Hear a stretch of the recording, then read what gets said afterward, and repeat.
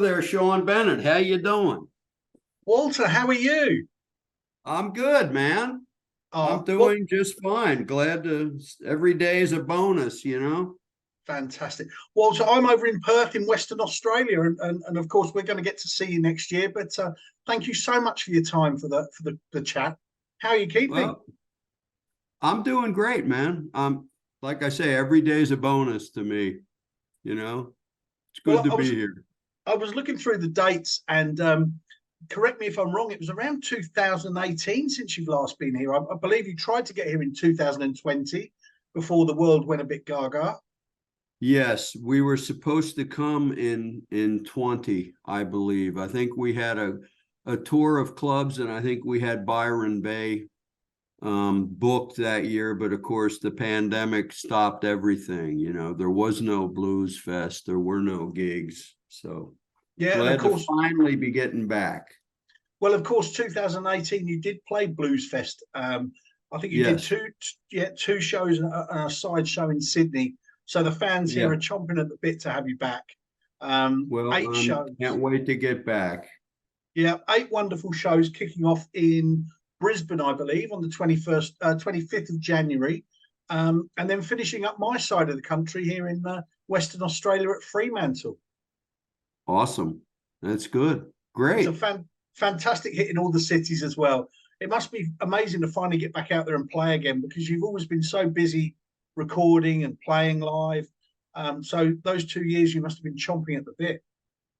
It was rough, but you had to, you know, we have this, I'm in our home in Denmark, and we're in a little beautiful little village on the North Sea, and we're right on the edge of a national park. So I spent those 2 years here, and I would go out with my wife every day, and we'd walk in the national park, and I had to just change my frame of mind, you know, and get into a different way of living and enjoy walking in nature every day, you know, and with not much you could do. You can't, when you're confronted with circumstances that are beyond your control, you just have to kind of go with it, you know. Did that give you much time to create more music while you were reflecting in that time? Well, actually, I would sit in the room here with my guitar, and I would record song ideas. And then during the pandemic, I actually made an album, which was it Ride? Yeah. Yeah, it was Ride. Okay, we did that during the pandemic, just have something to do, you know. That's not a bad way to spend some downtime. No, not at all. And it's a fantastic album. I was going to touch on that with you not being here for so long. Are we going to have a sneaky peek of getting to hear a lot of Ride in the set? You are. We do a lot of that record. Yeah. It's a wonderful album. I had it on again today. There's some real big songs that hit me in there. I love it. Such a great album. Well, thank you. Thanks. But and that's the lovely thing. After all these years and all these albums you're creating, you're still pushing the boundaries and writing some incredible music. I'm trying. I just finished about 4 days ago. I just finished album number 31. And so I have a brand new one in the can that'll come out early next year. And Wonderful. hopefully that one's got some good stuff too. But there's some stuff on there. I think it's a little more rocking than my last one. And I have some amazing guests that I can't say anything about yet, you know. Oh well, that's lovely, and it'll tie in nicely with everyone trying to find out more when you get here in January. Yeah, okay. I was just going to touch on Ride because three songs that really sat out for me. High is Low is fantastic. Waiting for the Dawn again, but that I Worry Too Much was a song that just I just never get bored of playing that track. Oh, well, thanks. Thank you. I was trying to come up with a groove. I was actually trying to come up with a groove that maybe would be done by somebody like George Clinton or Prince or somebody. with the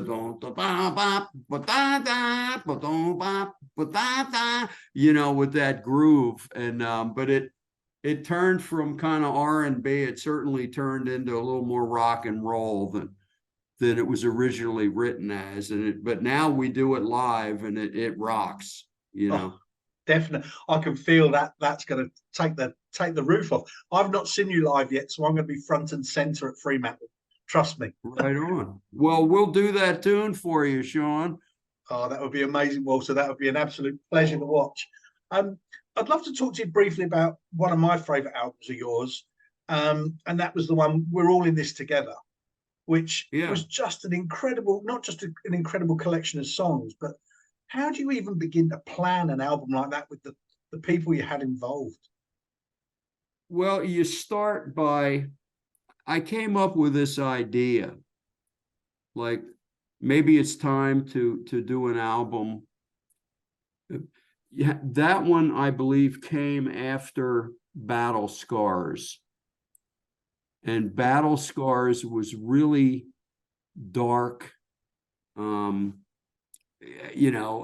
depressing. I wrote those songs about my illness, and I wrote them strictly as therapy for myself. I didn't even realize they'd become a record. I just had stuff I wanted to get out of me, about what I had been through. And I thought after the darkness of that record, it was time to do something that would be a celebration of life and of friendship and of the camaraderie you feel when you play music with your buddies. So I came up with that plan, and I just started calling some people saying, "Hey man, you want to come in the studio?" And they were all saying yes. Wow. And I even had too many. There were some guys I had to say, "Hey, I don't have any more room on this record." And a couple of them were almost like pissed off. I won't name names, but there were some big names that I said, "I've already recorded, I don't have any more, I can't do anymore." And so all these guys I called up and said, "Do you feel like playing and jamming to get?" They were like, "Yo, yeah, let's do it." And it came together really easily. Then, though, I had to sit with each guest. This is what I did. Okay, I'd say, "Okay, today I'm going to think about Edgar Winter. Edgar's going to be on my record." And I'd listen to 2 hours of Edgar Winter. And then I go, now I need to write a song with Edgar Winter in mind. Do I want to write a rock tune? The way he played sax and the way he sings, I decided to write sort of an R&B kind of ballad. And I wrote "She Steals My Heart Away." And then he came in and sang and played on that. And with Warren Haynes, it was really easy because I've sat in with Government Mule quite a few times. And every time I sit in, he wants to do "The Sky Is Crying." And I'm like, "Hey, man, you want to do something?" And he goes, "No, man, we do a great version." So I called him and said, "Every time I sit in with you, we do "The Sky Is Crying," and it blows the doors off the place. So let's just record it, okay?" And yeah, that's easy. And Sonny Landreth, I got to write something to do with Sonny, So I wrote a song for each guest, but I would spend a few hours kind of immersing myself in what this guest does and what would be the best approach for this person. And those songs were written with those people in mind. Now, I have 2 guests on my new album that I can't talk about, but I wrote a song for each one of them. One of them is a rock and roll icon, and I wrote that dude a rockin' fucking song, man. It's off the hook, rockin'. Oh, geez, Walter, I'm now trying to guess who that rock and roll icon is. I never mind. I need to stop talking about it. But so I like doing that. I like trying to get into a person's music and their vision of music and trying to put myself in there and write something that they'll be comfortable doing and that they will enjoy doing. And that's what I did with We're All in This Together. You know, the song, the title track with Joe Bonamassa, I actually got up that morning, and because I know him well and have jammed with him many times, I got up that morning and I sat down and I had like 3 hours before I had to go to the studio. And I had a bunch of espresso and I just sat with my guitar and wrote that song in about 20 minutes, you know. Wow, incredible. And you touched on the Warren Haynes version with you. I haven't listened to it that many times, but that's 7 minutes 20 seconds of absolute heaven. I know even how long Well, that version is. that is blues guitar extravaganza there with he and I, you know. That is just the best example of dueling guitarists you've ever heard. And jamming, because we're Yeah. just jamming, you know. I go, So okay, it's your turn, go ahead, you know. were tracks like that literally played live in the studio? A lot of them were, some of them were not. Yeah, Yeah, I cool. can't. I know Joe was, Edgar was. I can't remember them all, really. It's kind of a blur, you Yeah, know, yeah. Well, if you've because we turned did some, that whole thing in about 2 weeks. if there were some people who didn't make it on, surely there's room for a volume two. Maybe. Yeah, maybe that's something we could do down the road. But I have a lot of songs of my own I want to record. I have so many actually, like this album I just finished. It's like, what songs did we put on here? I've got a whole lot of them Yeah, in the can, ready to go, you know. yeah. How does that creative process work for you, Walter? Is it a guitar based start, or is there a song idea first, a lyric, or a kind of a story? There's no real, I don't know where they come from. Sometimes they come out completely done, just sit down and boom. Other times you have all this music. Sometimes you have a set of lyrics and like, wow, I like this lyrics. Because when I'm on tour, which I do all the time, I sit in the back seat and I have headphones on and I sit and write, you know, about all sorts of stuff. And I have boxes of unused lyrics at home. Wow, incredible. Taking you right back, Walter, what was your earliest memories of music? It's probably a question you've answered 1,000 times, but growing up, what was the first things you remember hearing? Man, my dad was a lover of big band swing jazz, and I heard a lot of that in my house. And from the time I was a little kid, I studied the trumpet and wanted to be Miles Davis, you know. But I can tell you when I was about 6 or 7, I went to a summer camp for little kids where you ride horses and swim in the pool, and it was run by two people, Mr. and Mrs. Erskine, and their son used to sit in the 7 years old. He was my age and we were buddies. He used to sit in the big room at the summer camp and play the drums, and he was Peter Erskine, who went on to become one of the greatest jazz drummers in the world. He was in Weather Report and all this, but he was Little Pete. But they had a record player in the big room, and Pete wanted to hear jazz at that point. But they had singles that I'm hearing Buddy Holly. This is 1956, right? It's 57. It was Buddy Holly and Little Richard and you know, Jerry Lee Lewis and Chuck Berry. And I remember putting those records on and just sitting there going, wow, wow, do you hear that, man? And other kids would go out and they want to go ride horses and swim in the pool. I'd sit in there just playing these records over and over. Wow, that's incredible. And here we are now with your huge back catalogue of rock and roll and blues rock. It's just incredible. And I was just looking back at the timelines of your last, even your last 10, 12 albums. It's nearly one a year, and I know you touched on Joe Bonamassa.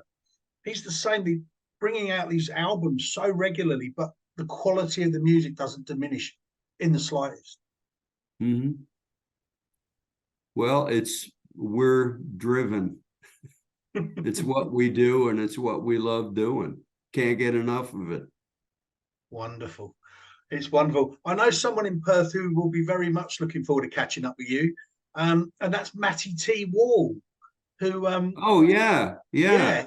yeah. I was messaging him earlier saying I was catching up with you, and he sends his regards and hopes he can Okay. catch up with you in Perth. But you made a lovely guest appearance on his EP that he did, and I remember interviewing him afterwards, and he was saying that he just randomly sent emails out to some of his icons, not expecting to hear back. And he said, and then one day I opened my emails and boom, there's an email from you, and he couldn't believe it. Yeah, I think he's great. I think that guy is amazing, and he plays such a wide variety of styles of music too, which is Yeah. something I admire. I mean, my pedigree, my history is playing with all these blues guys, and I love the blues, and everything I do is based in it. But I don't want to just do 12-bar shuffles all night. I want to write ballads and rock and roll and R&B stuff. And Matty does the same thing. Matty has got a wide variety of styles he can do, and he does them all just beautifully. You know, he's a great artist, I think. And It's great. I get asked by a lot of people to play on their records, and I have to really, really love what they do before I will say yes, you know. I'm sure he'll be over the moon to hear that. We're very blessed to have him. And isn't it wonderful that the blues has got such a new, fresh, young crop coming through? Yeah, yeah. I think this music is in good hands. There is a giant crop of young people playing blues and blues rock, and all with all this AI stuff going on. And is that going to take the place of artists? There are so many young people out there now playing guitars and singing and writing music. That's not going to go away. Oh, wonderful. It's great to hear. And it's an absolute joy to hear the music coming out of yourself. I can't wait to hear the new album. Um, Before I lose you, because I know we're running out of time, if I could just ask you a couple of general questions, if you didn't mind, that'd be wonderful. Yeah, sure. So I always ask a restaurant question. If you could invite three musicians, past or present, to join you for an evening around the table, who would you like to have sit with you? I'd be very nervous and starstruck, but I'd probably ask Paul McCartney and Keith Richards and Bob Dylan. And Oh, I would just sit there in awe and be unable to speak. You know? what a wonderful table. Yeah, it'd be a good table. There'd be a couple of guitar tips flying around over the table. Yeah, and songwriting too. And I reckon there could be a super group built right there. That'd be awesome. We just need a drummer. I'm sure there's many that will put their hand up. Walter, what was the last album you listened to? Um, I really don't sit around and listen to sort of the kind of stuff I do. I have to get my brain out of it. I'm not a guy who sits around and listens to blues rock. I love it. I will sit down and listen to it, but my brain gets so immersed in what I'm doing. I need to hear something completely different. So, you might catch me listening to an old Joni Mitchell or Crosby, Stills and Nash or Ella Fitzgerald or Miles Davis, something like that, or Aaron Copland, Appalachian Spring, some classical stuff. Because I have to get out of loud screaming guitar. I gotta drain it from my head so that I can get back into it full speed. I Wow, need to recharge my blues rock battery. that's fantastic. And that's what I love about that question, because you just find out what people are listening to outside of their day jobs, kind of thing. Yeah.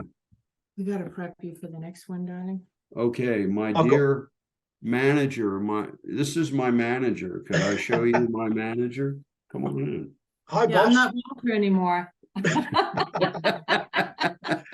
I only had one Yeah. final question before I let you go, if I may just Okay. squeeze this one in. And this was the easiest one. If you could be credited with writing any song ever written, what song would you like? Oh boy. Dylan? Hmm? Dylan? No, if I could be, you mean I would have to be one of my songs. I couldn't take Any song. You could I pick couldn't any take song ever written. credit for No, if you could take the credit for any song ever if I could written. take the credit for any song ever written, Alfie by Burt Bacharach. Cool. I think that's the most beautiful. If you listen to the lyrics of that, those lyrics sum up everything I believe about life. That song is an epic. Wonderful. Walter, thank you ever so much for your time. We can't wait to see you here in January with your manager, of course. And hopefully we'll get to catch up. That'd be great. You're going to be at the gig? I will be at the Fremantle show, definitely, with Well, Mr. look, Wall. we need to say hello and meet in person and shake hands, okay, Sean? That would be an absolute honor. Thank you, Walter. Okay, thank you, Sean. Bye-bye. Take care. Bye-bye.